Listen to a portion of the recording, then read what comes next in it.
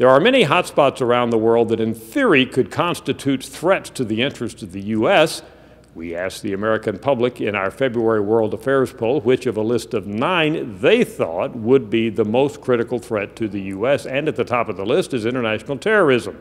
77% of Americans say international terrorism constitutes a critical threat to the interest of the United States.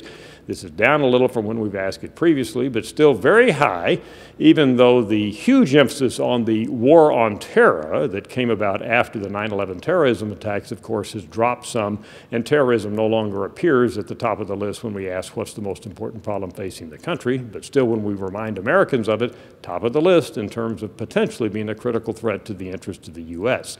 What comes in second? Iran, nuclear weapons. You see the data there. That, of course, may represent a response to the nuclear weapon warning, but nevertheless, 76% of Americans say that constitutes a critical threat to the U.S. Below that are a number of other things: Islamic fundamentalism, conflict between North and South Korea, and 2 questions about China, both the economic power and the military power of China. Those are kind of in the middle of the list. And then at the very bottom of the list, the things that Americans think are least likely to constitute a threat to the vital interests of the U.S. are the military power of Russia, which is interesting, and then the conflict between India and Pakistan, kind of off the radar, it looks like to us, for the average American.